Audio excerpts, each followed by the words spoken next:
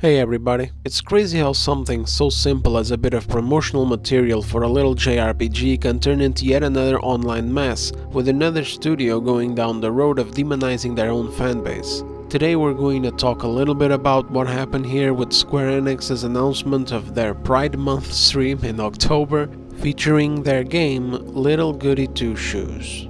We'll be going through a couple of things here. A little bit of delusion, a little bit of memes, and a bit of serious talk about serious things such as how regressive and prejudicial DEI is to media and to the goals that their users are supposedly trying to achieve. And also exactly why this entire situation could have been so easily avoided if Square Enix wasn't purposefully trying to manipulate and use the LGBT community. So let's not waste any more time and start with an abridged version of what happened. So long story short, Square Enix announced a Pride livestream featuring one of their games. Naturally, people saw this and started clowning on Square Enix because, well, Pride is associated with June and we are in October. The leaves are falling, it's getting chilly and windy outside. I've even had some rain in the past few days, it's raining right now. The stores out there are stocking up Halloween decorations, not pride flags. So needless to say, Square Enix is a little bit late to the party and people found it humorous.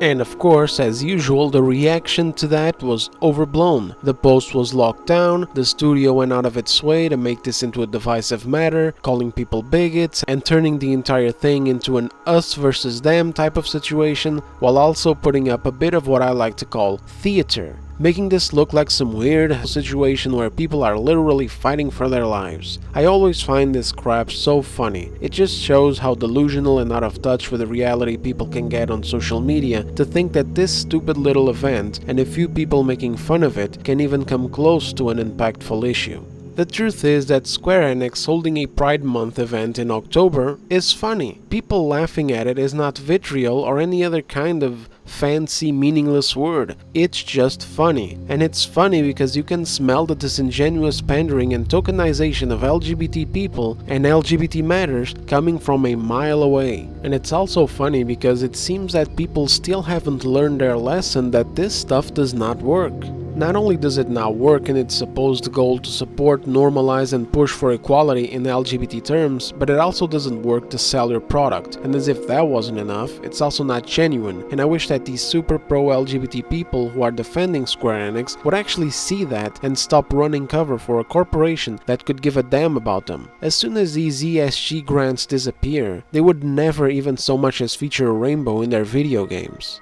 Companies like Square Enix solely like to use gay and trans people as shields against criticism, not only showing how far equality has come, that you can actually use LGBT as protection out here in the West, like, I'm sorry, but please step down to reality here with me for a second. You are not a marginalized minority when a company is literally able to prop you up, give you a spotlight, use you to make money, and then use you as a shield. That cannot be done with regular people. That can only be done if there is something about you that is highly and especially valued. That's called a privilege.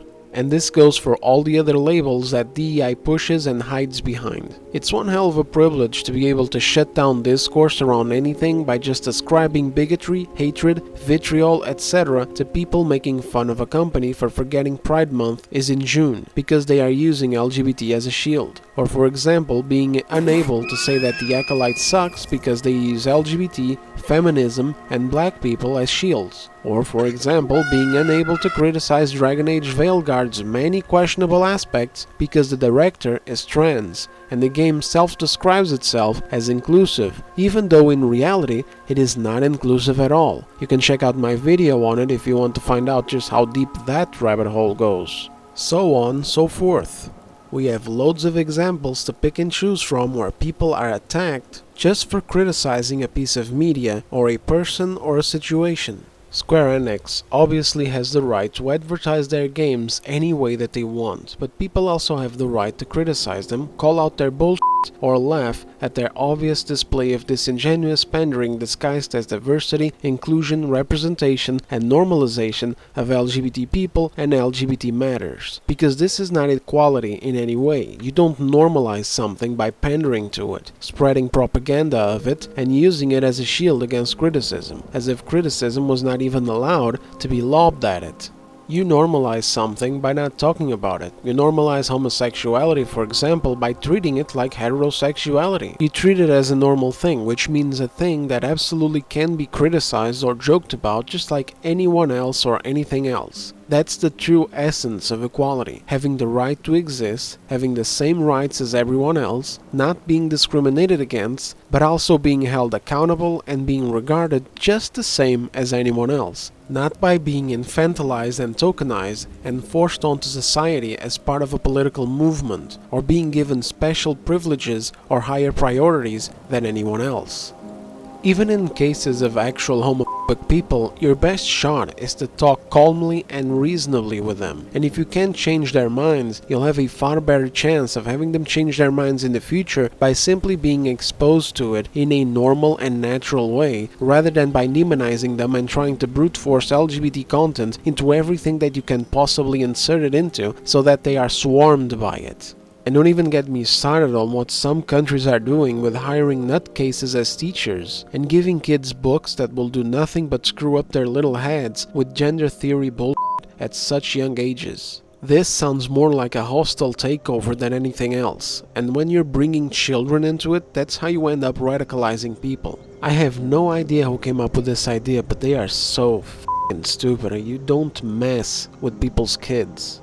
None of this kind of stuff is going to help you get to your goal. It's only going to make it worse by creating the culture war that we are going through right now, where matters like LGBT acceptance becomes inherently tied to politics. And worse, it even makes you lose the people who are already fully sold on the acceptance of homosexual people. I personally have nothing against it whatsoever. I find it a normal thing. Whatever it is that triggers in our brains to be attracted to someone of the other gender simply triggers differently in other people's brains. I do not see this as a problem whatsoever. I could literally not care less about what two adults do in their bedrooms. It doesn't change or shape what a person is. If a person is a good person, they're still a good person. And if a person is an asshole, then they're still an asshole. Whoever they bang should be of no consequence. And just like myself, there are metric tons of other people out there like me who never really saw this as a political issue to begin with until now.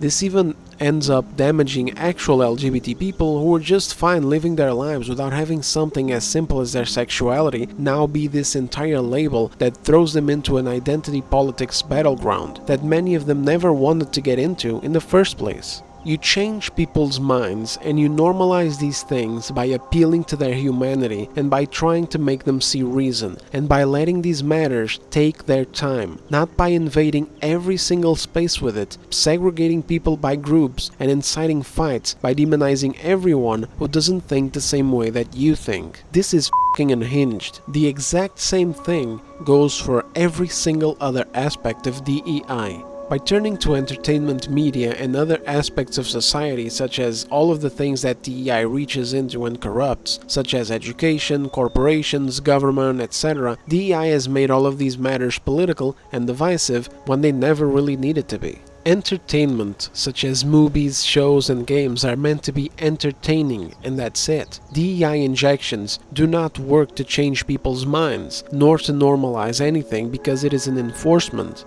As much as some big corporations out there such as BlackRock would like to do via shit like ESG, you simply can't enforce behaviors and expect people to be happy with it.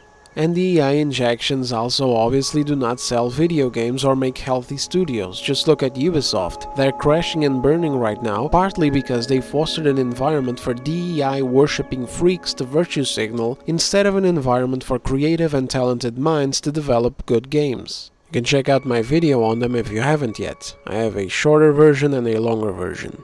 But if you don't want to look at the gaming industry, then just look at Disney. Look at all of their degrading shows and movies crashing and burning ever since diving headfirst into this DEI nonsense and ending up with disasters like MCU Phase 4, Disney Star Wars, Disney Doctor Who, Indiana Jones, etc. It just keeps going. Their content has been absolutely terrible and not making money at all. But if you don't even want to look at hypotheticals in video games or in TV shows, then we can just look at it as it is, societally. Look at how it's implemented in the worst way possible, where DEI is inherently discriminatory by looking at people through a filter based on their labels, such as race, gender, sex, disabilities, illnesses, etc., rather than seeing people as individuals instead and treating everyone fairly. Is this a world you want to live in? In a world that discriminates against people based on their sex, their gender, and their race? This stuff is incredibly regressive, and it is mind-boggling to me how more people aren't openly against it. At the very end of this supposed road of DEI, there is nothing good. There is no normalization, there is no progressive society, there is only segregation and infighting between the many various label-based groups that will be constantly bitching and moaning and complaining about other groups who they perceive to have more rights or privileges than they do, or fighting about who is the most marginalized and deserves even more representation. In their fantasy world, where white people don't exist anymore, they're just going to go ahead and find themselves a new white people, based on which other ethnic group has either a majority in population or a historical past with things such as slavery, colonialism, war, etc., which is pretty much all of us. Even the Africans had states participating in the transatlantic slave trade, for example.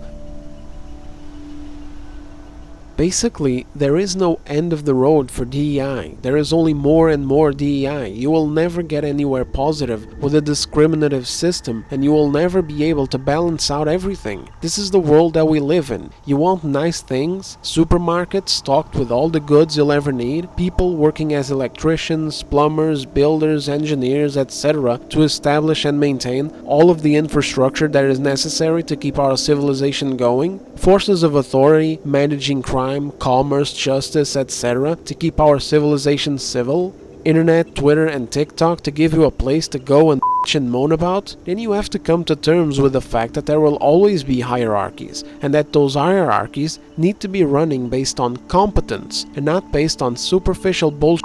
Otherwise, it will all start crumbling down in the name of political correctness.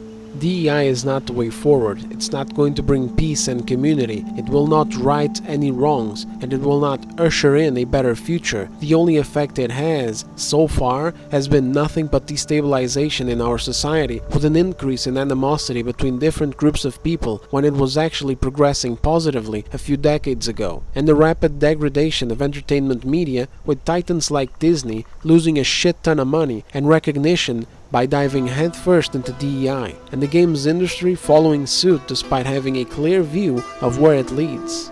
This kind of thing cannot be survived by the games industry. Too much money, time, and effort goes into making a game. A video game flopping can be straight up apocalyptic for a studio. And even though video games can flop thanks to a lot of things such as bad writing, bad management, making boring live services, thinking that they're going to be the next Fortnite or Overwatch or GTA Online, etc., currently the main threat are these ideologies injecting DEI bullshit into studios, replacing talent with diversity and replacing good, original, and enticing ideas with opportunities to implement political messaging or propaganda that breaks immersion and delivers character design, stories, and prioritization in the development of these games. Oh, and also replacing this joyful player-focused energy that companies used to have, where they actually looked like they wanted to appeal to their audiences and celebrate them, with this new attitude of scorn, insults, and don't like it, don't buy it energy that they instead shift to in order to appeal to and celebrate minorities that don't even want to play their games to begin with. Because if a racing game or a brutal action game or whatever never appealed to them, then putting a chick in it and making them lame and gay is not going to be the thing that's going to make it appealing for them in the first place. Put a chick in it, make her gay! Maybe we should go a different route than we did with Indiana Jones. Indiana Jones, put a chick in it and make her name it gay! This stuff just does not work. I know I'm just a tiny little YouTuber, but if this ever reaches people in charge, I urge you to turn back. I know how toxic and abrasive video game discourse can become. We've seen it here in this example from Square Enix already. They post a thing, people point and laugh, and suddenly the studio is making it look like an attack on their civil rights. So I understand how muddy it can get out there on social media, but just here and now, between us, I just peacefully urge you to reconsider this path, realize that there is much more money to be made in a good piece of media than in ESG grants, or at the very least find a way to scale this shit down to a point where you are not ruining people's games and shows by literally forcing the opposite of what they want down their throats, to the point of breakage. And now it's time to circle back to Square Enix and this whole situation with the LGBT pandering. I hope the entire previous chapter was enough to explain why this crap doesn't work and why exactly it is that when a company pulls this kind of thing, you and your communities are not being normalized, you are being tokenized. Square Enix is using you for ESG farming and then using you as a shield against criticism. And if you don't think that they're going to eventually bring their NFT bullshit back while using your precious LGBTQIA2S plus PQHD Samsung TV as a shield and as a booster, then get ready, because that's just the kind of pathetic move that a ratty exploitative company like Square Enix would pull. Being normal is being one and the same with the rest of everyone else. It's being criticized when your piece of media sucks, or when your associations suck, such as when companies associate themselves with Sweet Baby Inc. and then call it vitriol and hate when they get criticized. Like, no, sweetheart, if you associate yourself with unhinged racist assholes who want to burn the industry down to the ground, then you're going to get criticized and your game is going to be ignored. Being normal is being made fun of when you're being made a clown out of by a company who forgot that Pride Month was in June. Equality is not being any more or any less than anyone else, and that is a beautiful thing. But it also means that you're not going to be infantilized, protected, and pandered to like a child. Again, Square Enix can do whatever they want with their properties. But I do have a bit of a question. If they had a game to promote, such as this Little Goody Two Shoes game, which I have no idea if it's good or not, by the way, I personally haven't played it. I looked at some footage, it just looks like a run-of-the-mill, cute-style JRPG sort of game, then why not promote it normally without causing a divide within your community? This whole situation has been completely self-inflicted by Square Enix, because they could have just promoted this game without the cringy virtue signaling with this out-of-place Pride Month event. And then the devs themselves would not have had to put themselves in this situation either, and make stupid-ass decisions to insult their potential customers and cause further divide within their communities. I don't understand why companies keep doing this with their games. And TV shows for that matter. Look how Agatha all along promoted itself. Familiar, isn't it? In their statements, the developers describe this as something that is very true to themselves and their identities, whatever the that means, because again, to me, of course, I mean, I didn't look up the entire game, but just from the outside looking in, it just looks like a normal, run-of-the-mill JRPG style of game. Even if it has LGBT representation in it, it's fine. It doesn't always mean that you have to make your entire game's identity have that label. It doesn't mean that you have to use it as your entire marketing strategy. Let's look at some examples that show just how needless this entire thing was for Square Enix and this studio to fall into. Life is Strange is a game where you can have a short little gay romance between two women while undergoing this insane week of weird reality-bending events tied to the protagonist's time travel powers. You're also investigating a missing person case that leads into some up shit dealing with drugs, kidnappings, and murders. Don't nod, and actually Square Enix, since they actually published it back in 2015, could have totally gone down this stupid-ass road of pandering to the LGBT community and demonizing all of their other potential buyers through this us versus them mentality that these devs are trying to pull here. But instead, they didn't. They just made the game, advertised it as what it is, an episodic game with a mystery, time travel, nostalgia, and teen drama, and they sold like hotcakes while also simultaneously appealing to the LGBT people who were happy at how well written the characters were without any stereotypical tokenized nonsense. Also, she wasn't strictly gay, she was bi, and you could choose between a romance with a girl or with a guy. And then within this massive community, people came together from all sorts of different places, backgrounds, and views, and shared their love for this game. This was a much better approach that created a strong community at the time that I was actually proud to be in. People weren't separated by their labels, they were united by their love of the game. And this was in big part thanks to how the developers handled not just the marketing, but the vibe within their communities. There was no pandering, no divisiveness, none of that. It was just normal, chill people being thankful that their video game sold so well. And just for the hell of it, why not another Square Enix example? You have Final Fantasy XVI, which has this gay character named Dion.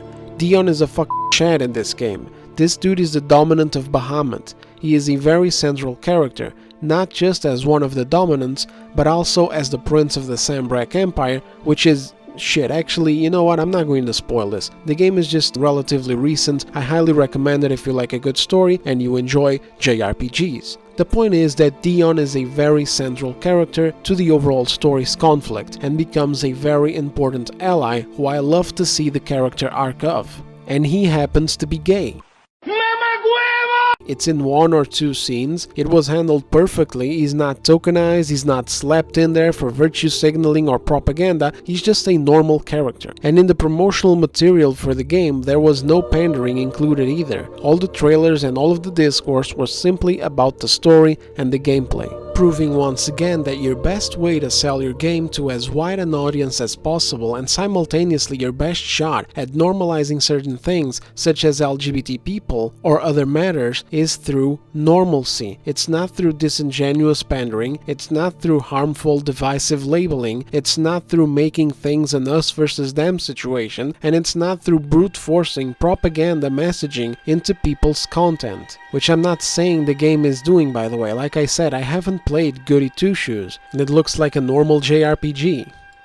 But sadly, it is what's going to end up associated with the game now because of how Square Enix chose to handle this situation, and also, of course, how the studio itself chose to react to it, by demonizing people laughing at Square Enix's obvious shameless display of disingenuous pandering. Like, look at this. Oh, the bigoted wave of hate. Oh, the homophobia. Oh, thank you so much to those who have supported us through this hate. Oh.